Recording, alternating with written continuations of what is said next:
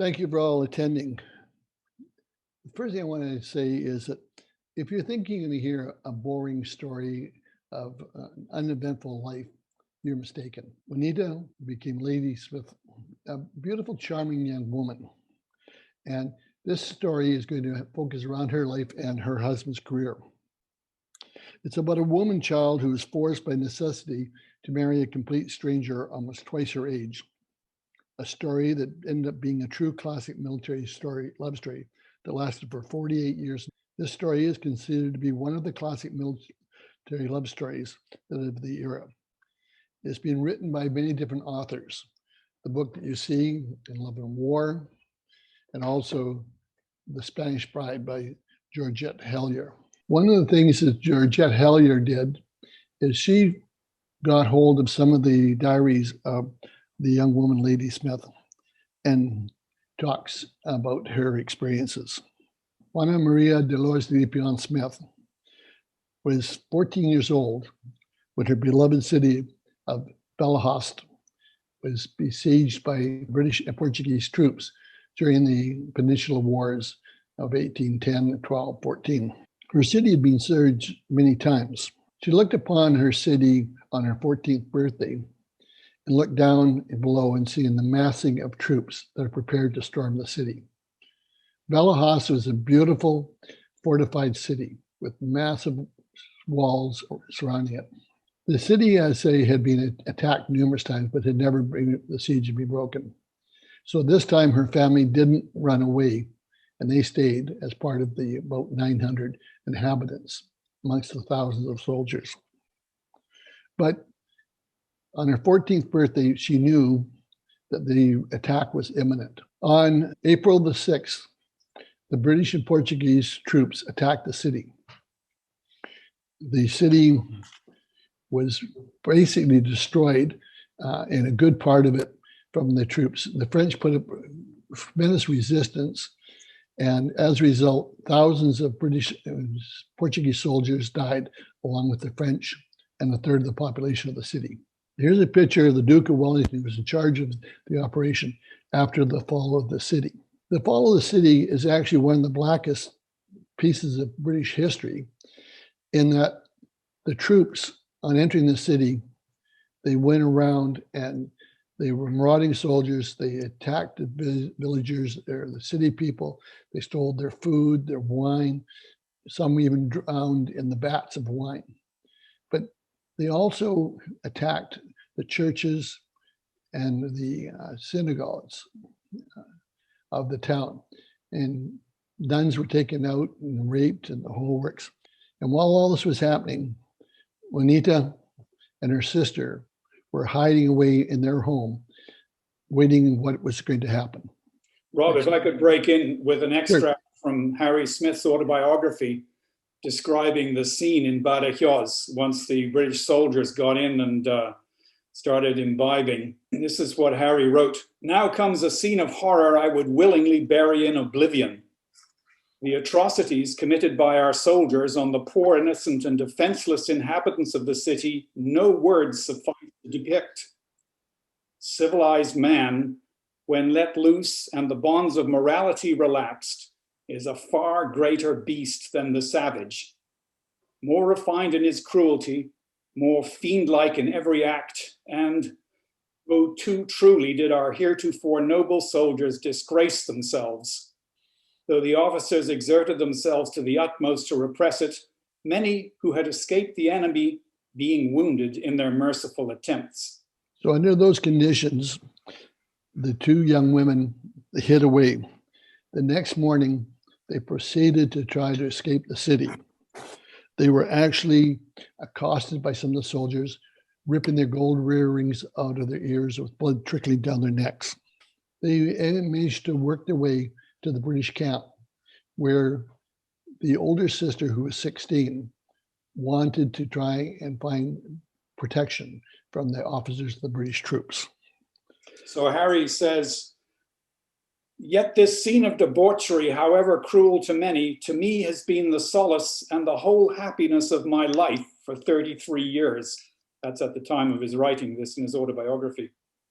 a poor defenseless maiden of 13 years was thrown upon my generous nature through her sister. When the two of them arrived at the British camp, they worked their way to finding some officers, and they found a tent where two young officers who were 24 years old were there, and they put their story to them for protection. One of the officers was Harry Smith, and the other was Johnny Kincaid. And Johnny Kincaid said, I was conversing with a friend the day after at the door of his tent when we observed two ladies coming from the city who made directly toward us. They seemed both young, and when they came near, the elder of the two threw back her mantilla to address us, showing a remarkably handsome figure. She at once addressed us in that confident, heroic manner so characteristic of the high-bred Spanish maiden, told us who they were, the last of an ancient and honorable house. For herself, she said she cared not, but for the agitated and almost unconscious maiden by her side, whom she had but lately received over from the hands of her conventional teachers, she was in despair and knew not what to do. And that, in the rapine and ruin which was at the moment desolating the city, she saw no security for her but the seemingly indelicate one she had adopted of coming to the camp and throwing themselves upon the protection of any British officer who would afford it. And so great, she said, was her faith in our national character that she knew the appeal would not be made in vain, nor the confidence abused. Nor was it made in vain, nor could it be abused, for she stood by the side of an angel, a being more transcendently lovely I have never before seen, one more amiable I have never yet known. And Kincaid goes on, 14 summers had not yet passed over her youthful countenance, which was of a delicate freshness, more English than Spanish. Her face, though perhaps not rigidly beautiful, was nevertheless so remarkably handsome and so irresistibly attractive, surmounting a figure cast in nature's fairest mold, that to look at her was to love her. When they heard the story, which we'll go into a bit more detail, the two knew they had to do something, but the question is what? So the older sister was married to a Spanish lieutenant and wanted to join her husband, but they pointed out that their home had been destroyed and there was no place for them to risk their head. One of the things is almost immediately the two of the officers, Kincaid and Smith, were infatuated with her. Q, do you want to read the part of what that her being so young and loving and interesting was anticipation? Well, all I've got in here, Rob, is that it didn't take long for Harry Smith to step into the breach. Right. Because he was fluent in Spanish, having served in South America. In fact, his first military campaign, he joined the army in 1805 as a young lieutenant.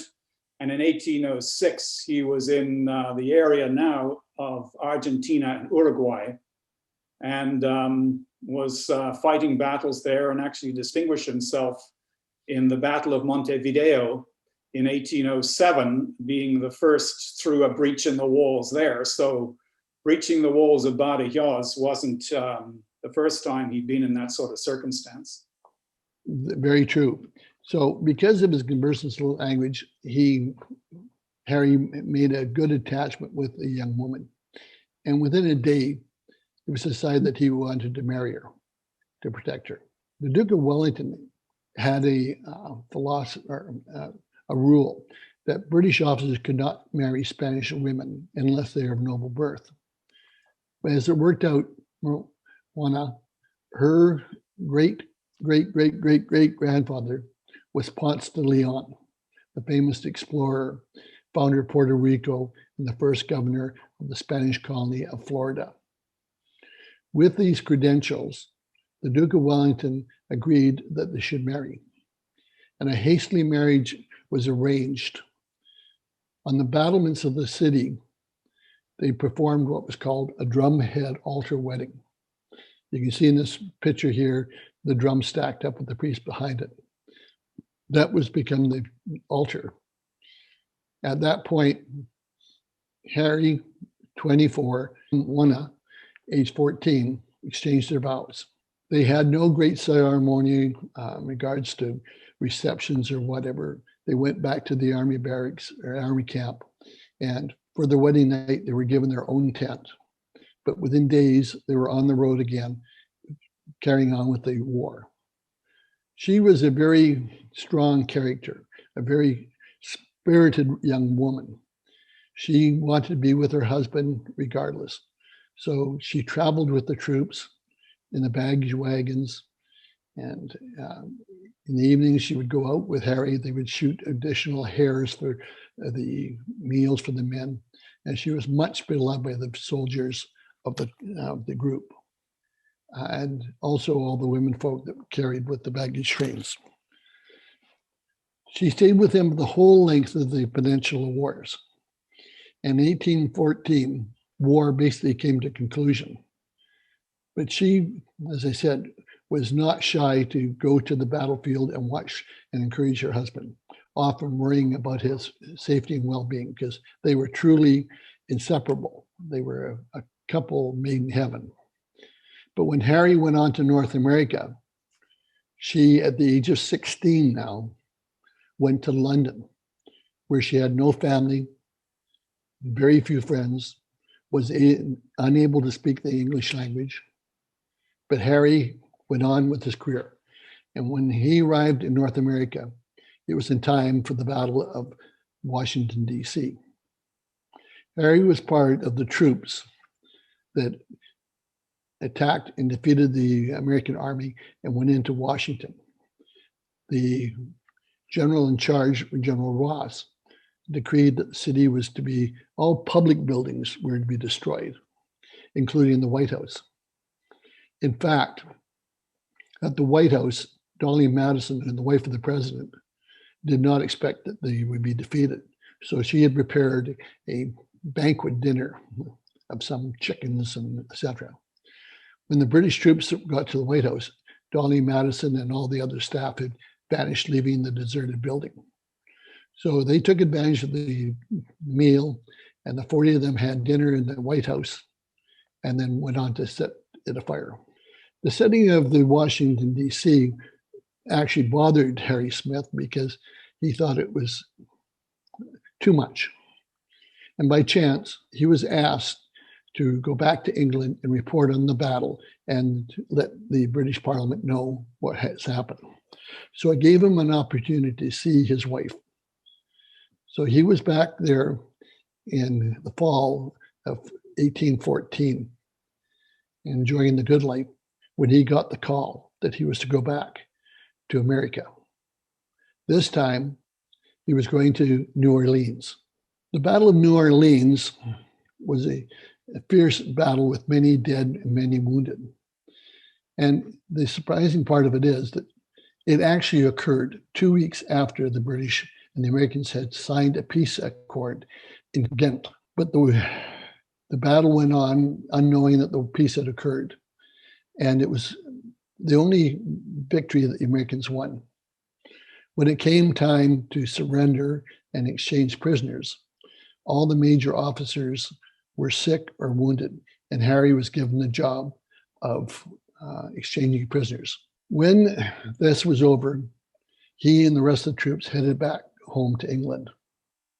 On the way home in 1815, they saw another British ship on the horizon, and they called it over for news. What they had found is Napoleon had escaped from Elba and was back on the throne, and Britain was back at war. When Harry returned to England, it was a short time before he was to join Wellington again in his battles against Napoleon.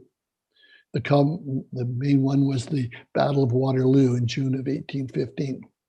Harry was given a major role in the attack, as his reputation had preceded him as being a very noble man. But Wana, typical of her character, wanted to be as close as possible to her husband. So even though she was only 17 at the time, she was on the outskirts of the Battle of Waterloo in Brussels. When the word came the battle was over and thousands of British soldiers had been killed, She was one of the first women to go to the battlefields looking for her husband. She was given a false report that he'd been killed.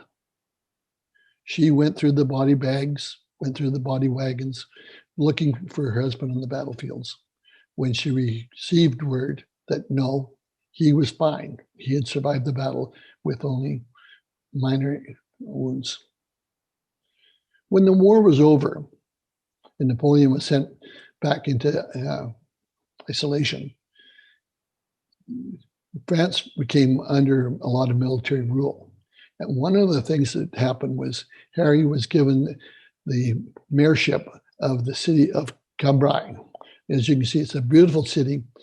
And for 2 years, he ran the city as the mayor under martial law. He and his wife, they socialized, they did a lot of entertaining, and it was an all-time high for them. So they lived quite prosperously. But Harry's wages had been cut dramatically because they were no longer at war. And soon they found that they were low on finances to maintain their lifestyle. And it was decided they would auction off one of Harry's prize horses. As it worked out, Juana bought one of the tickets. And strange as it may seem, she won the horse. So it gave them the cash to carry with their lifestyles. They were then transferred back to England, and he was based in Scotland for about 5 or 6 or 7 years. Then he was told he had to move on. So he went to Halifax with Juana. At that time, Halifax was just, as you can see in the drawing, a small fortress, not a major city. It was home, though, to his regiment. He was part of the famed 95th Rifles Battalion. And while he was there with the rest of his friends and officers, they again continued to enjoy the social life. They were actually hits of Halifax, and they were treated with great fanfare. But unfortunately, their experience and their time in Canada only lasted 4 to 5 months. Harry was then told to go on to Jamaica. He grabbed his young wife, at this time now being all of 27 years old. They went to Jamaica. When they arrived in Jamaica, they found the country under a plague of yellow fever. Soldiers were dropping off dead, and the town folks were suffering. Juana, being the character that she was and the loving, caring person, nurse, her and Harry would travel around the countryside. It was not uncommon for them to travel 35 miles by horse and 10 miles by boat to get to some of these outposts to help the sick. After 4 years, the word had worked its way back to England how successful they were and had done such a great job of bringing things back to normality. Then, now at an age of around 27, she was shipped off with her husband again, but this time to South Africa. They arrived in South Africa during a period of unrest with the natives, and he was worked into the Kafir wars against the natives that had uprised. Harry's military excellence was noted, and he was written up in various dispatches. But she was still the ball of the bell. Him too. And with her beauty and her charm, she charmed everybody. So it has to be said, Rob, that Harry seemed to have gone from spot to spot during the major period of expansion of the British Empire. The South African Kaffir Wars, the Kaffirs were objecting to being pushed off their land by the British and the Boers. And then the Boers were objecting to being pushed off their land by the British. Yep. So a lot of imperial expansion going on, and Harry was in the middle of it. Right. And it led to the First Boer War, etc. Harry then was asked to go to India. So going to India, they were there and got involved in the first Afghan war. Harry, his military career was getting more and more involved. Not only was the fighting in the Afghan war, but uprisings were happening now with northern India, with the Sikhs in Pakistan. They were wanting to kick the British out of India as it was, which led to major battles. And one of them being the Battle of Maharajpur. Thank you.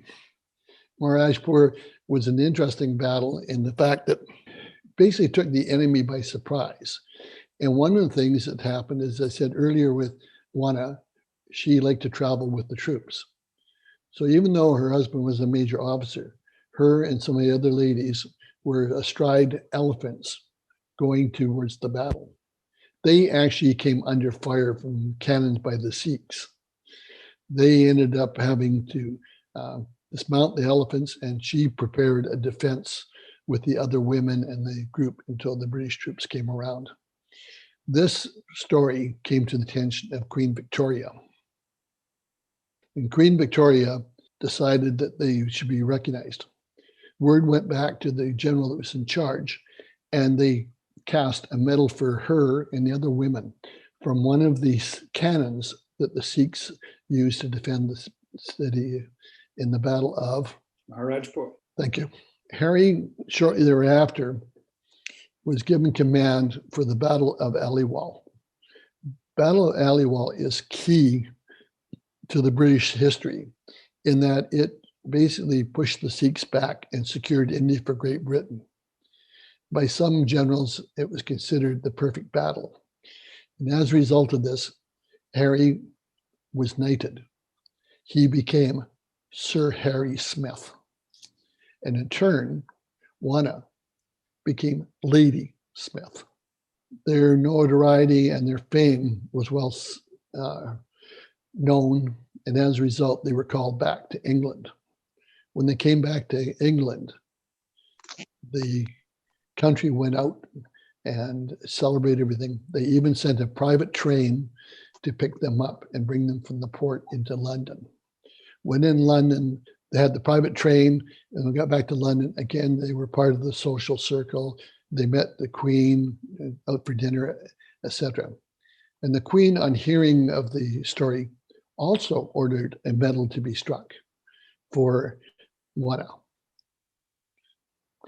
This one Harry had taken and actually studded it with diamonds, and it became a brooch for her. And she was great pride that she wore it at the various military events with her own medal. There wasn't much, as I said, their celebrations were so great. You see, here's one of the posters of what's going on. And this is him going back to his hometown. And there was these processions all the time. And they were just so, what's the word I want? They were being feted by the population. Feted, good word. Parades. Yeah. So that didn't last that long because Harry was on his meteoric rise of fame, and her beauty and charm were enhancing their reputation. So that was then shortly thereafter that the Duke of Wellington had them promoted to become the governor of the colony of Cape Town, South Africa. This is a picture of one of their houses they lived in at the time. But they arrived there at a difficult time. As Quentin said earlier, with the expansion of the British Commonwealth and the pushing back of natives, there was a resistance, and Harry had to quell some of these resistance with the natives. And he did it very poorly. Instead of using the diplomacy that he used to have, he became a bit of a tyrant. I want to He was a soldier. I think he was used to killing people rather than negotiating with them. Well, actually, there's one classic story that I wanted to do, and that was in the first batch of wars in South Africa. To impress upon the natives his power, he had a wagon put up on a hill full of explosives. And in their discussions with them, and he wanted to emphasize his power, he just turned to the wagon and pointed his finger. And at that point, the wagon blew up. So he used this intimidation rather than being humiliation. But the biggest problem that he faced in South Africa was the Parliament decided they wanted to turn South Africa into a penal colony. When the people of South Africa, the British especially, and even the Dutch who were in Cape Town, they objected very strenuously to the concept of them becoming a penal colony. And letters were flying back and forth between London and Cape Town, imploring them not to make this a penal colony. But England, in its infinite wisdom, decided they would send a shipload of prisoners.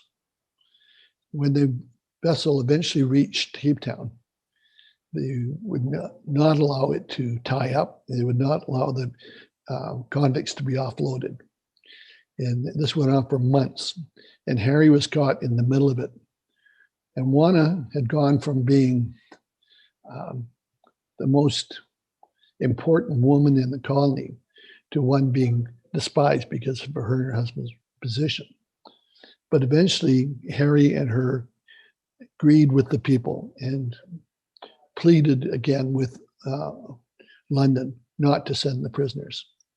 Eventually, they did, and the prisoners were then sent on to New Zealand instead. But during this period of time, Harry's health had deteriorated. He had been under a tremendous amount of stress, and he had also been traveling extensively in the countryside. He was shipped back to England, not really in disgrace, but not in the favors that he had. He continued to do various military duties throughout. And Juana, now very capable in English speaking, and made great friends with Harry's family and the people in the area of northern England where they lived. Cambridgeshire, I think it was. Thank you, sir. They still had the love and the respect of the people there, and especially her, because she was such a unique and powerful person. Her personality in her later years was only be greater than her beauty when she was younger. And eventually they passed away. Harry died on October 12th, 1860, and she died 12 years later to the day. And this is one of Harry's chapels. So what does this got to do with our town of Ladysmith? When Harry was the governor of the colony of the Cape of Good Hope, a city was created called Windsor in 1850. But in 1860, they decided they wanted to honor the work that Harry and Juana had done in the past. And as a result, they named cities within the country. One was Harrisburg, and one of them was a place called Windsor that was renamed in 1860 to Ladysmith in honor of her. So again, what does that have to do with us? In 50 years after the naming of the city, the Second Boer War broke out. And one of the first things in that war was a major battle where the British were defeated outside of Ladysmith. And General White and 10,000 soldiers retreated to the town of Ladysmith, and the Boers following. And for 119 days, the city of Ladysmith was besieged by the Boers. If the siege had been successful and the Boers had advanced, they could have maybe taken over the southern part of South Africa and changed history dramatically. But the city ended up, the siege being broken on February the 29th, or 1900. And that's a joyous celebration. And the celebrations for the siege of Ladysmith, it was such a critical part of the British Commonwealth at that time that it was celebrated throughout the world. And one of the ways it was celebrated was James Dunsmuir, premier of the province and founder of the coal mines and extension, was looking for a spot to ship his coal because he couldn't ship it out of Nanaimo. So he had selected Oyster Harbor. And he had decided he wanted to create an instant town, a town that could house the miners and their families. When he got word while he was up here with the survey crew laying out the town that the siege of Ladysmith had been broken, It was then that he decided to name the city after the besieged city, and in turn, name all the major streets in Ladysmith that go up the hill after generals who fought in the war. For example, General White of White Street fame was the one that was trapped in Ladysmith. Buller relieved the town of Ladysmith. Roberts was general in charge. Penn Simon was the first British officer killed at Ladysmith. But this leads to a very interesting question for me. If there had been no woman, Ladysmith, and if she hadn't been part of Harry's life and the events in South Africa, would have the town of Windsor changed its name? Would it then have been the city of the siege of 119 days? Would it have been the city that Dunsmuir would have named his new city after? But for fate and Ladysmith, we became the town of Ladysmith and not Windsor. I find that fascinating. I think she is a wonderful character. All the things I've read about her, she's spry, active, dynamic, and was so likable and so beautiful. Quentin, you anything you want to add? Just this particular photograph here is very early in the 1900s.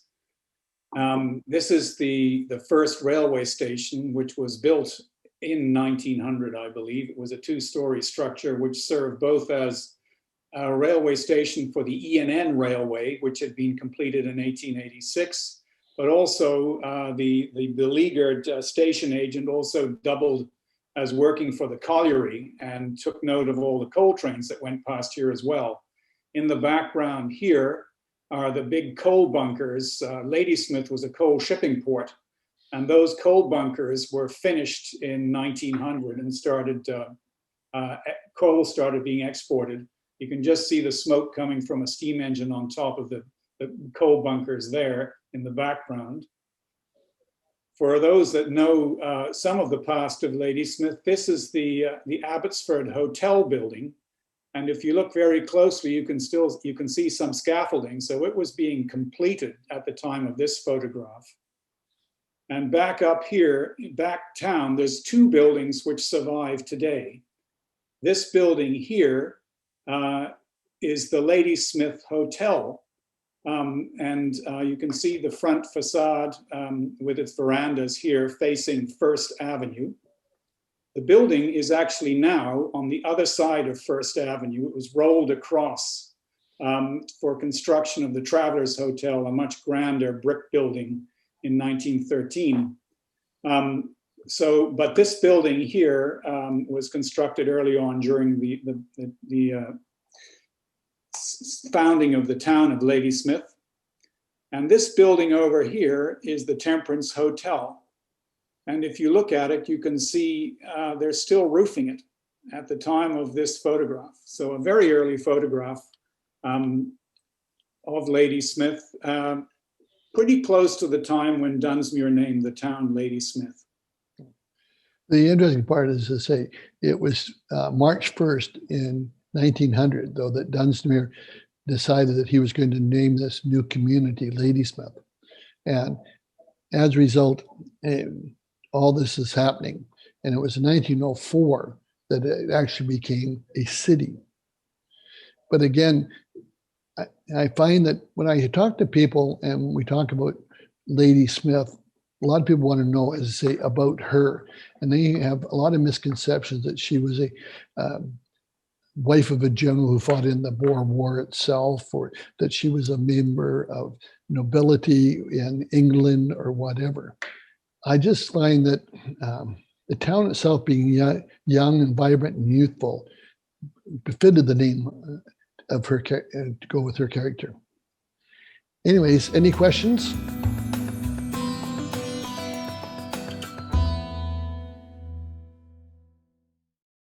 Was he ever injured in all those battles he fought? I mean, it just seemed like he went from one to another. He was in many battles, and it was calculated that he'd been over 200 battles. He had only been wounded once, and that was in the ankle. And but we do have pictures in one of the books here that shows his sword, where a bullet had broken his sword handle. And again, you remember the bullets in those days were muskets, and they didn't have the power that they have today. So with the heavier clothes they had, they would be shot and it would be absorbed. But he literally had dozens of horses shot from under him. One question that most people will ask is, did they ever have any children? And the answer is no. He was too busy fighting, making war.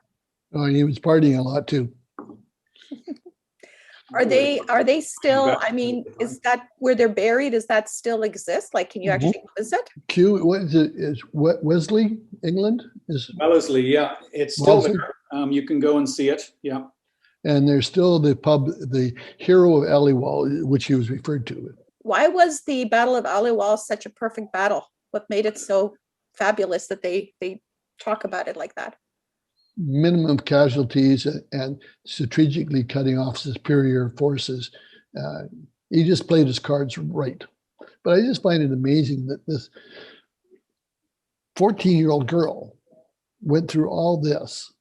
And then at the age of 16, her husband goes off to America to another war, and you have no idea if he's going to survive or not. She doesn't speak the English, the whole works. She was just a firecracker as far as I can read. And speaking of reading, the book, The Spanish Bride by Hellyer, is actually a romantic novelette based upon her diaries and stories. So a lot of the information about her character comes through very well in this book. Georgette Hare. Yeah. Right? Georgette Hare. Yeah. The Spanish Bride, published in 1940. And in fact, I had to get this on interlibrary loan from Vancouver. So I've talked to our library to see if they could get the book in, because I just think if you want to know about the woman herself and what she went through, like one thing is, before she met Harry, she had only ridden a donkey and twice in her lifetime. Shortly after, she's up on horses and became a great horse person. She complained about her horse being slow and plunking. And she wanted a high-spirited Spanish horse, and she got that Tiny. And her and Tiny were recognizable by all the troops. They just cheered her on and loved her. She became a great horsewoman. And Harry was a great horseman also. One of the stories is that he occasionally, with new troops and that, he would come in a charge, and he would get his horse to stop within inches of the person that he was trying to intimidate. Does anybody want to unmute themselves and pop in and have any comments about Rob's talk before we wrap up? There you go. It was so thorough, Rob. I have nothing. Very, very fascinating, as you said, interesting period of history in British expansion.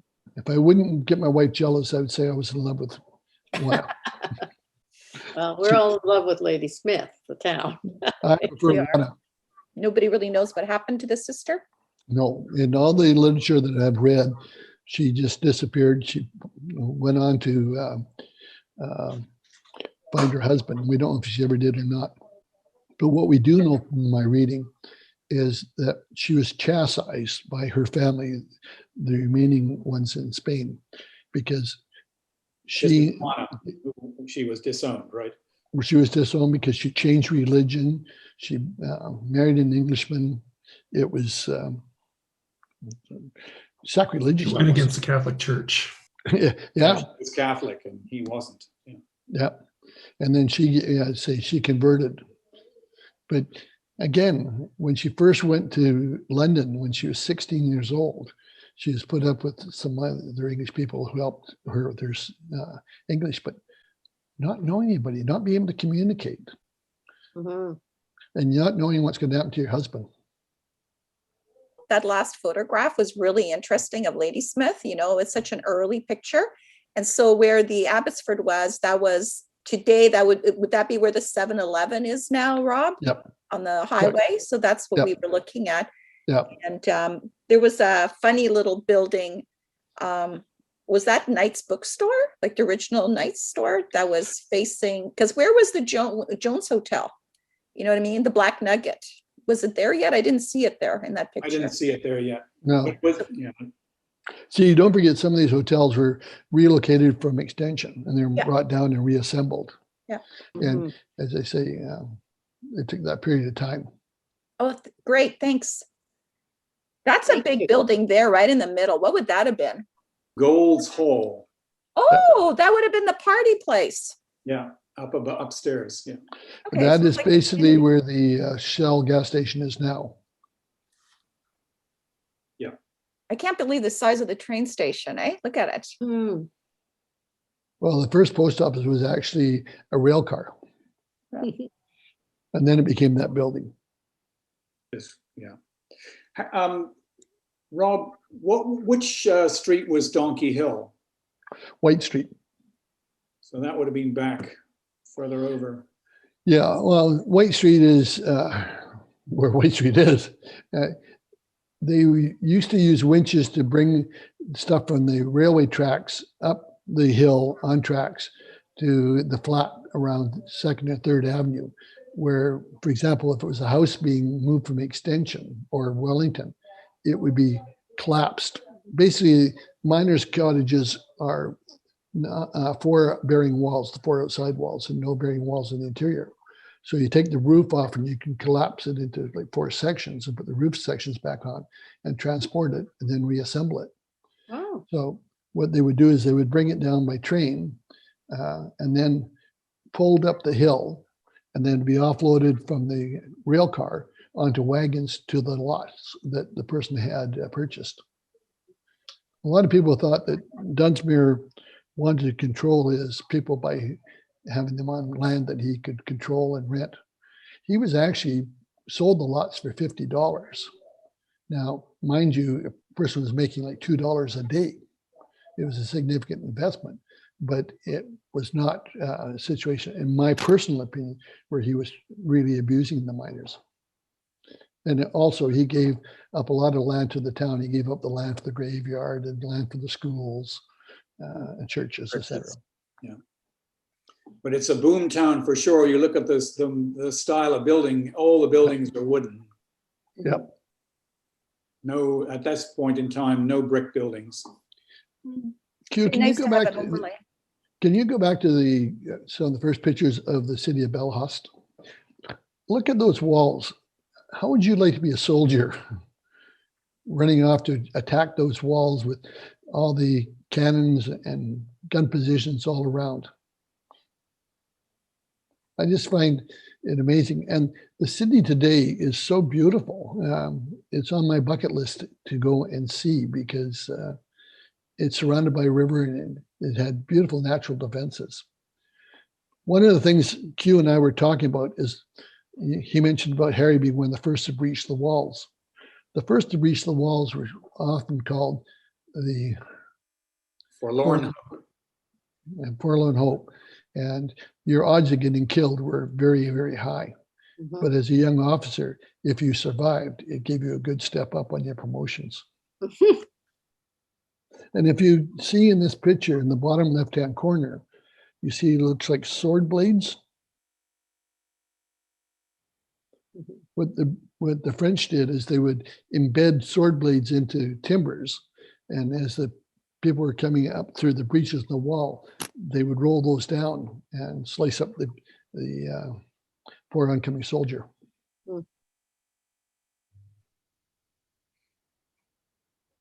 So if you've been through that, you can understand why you'd want to have a good drink afterwards. Well, one of the things I was just reading again is that it was not uncommon to see the soldiers with their swords with hams and bread impaled, get as much food and goodies on their sword as they could as they headed back to camp. There was wine vats, people actually drowned in them. And as say, Wellington had orders put out to put gallows on the street corners to try and calm the rabble rousers. There's no record of anybody ever being hung though. I wonder, is that supposed to be the Duke of Wellington there? No.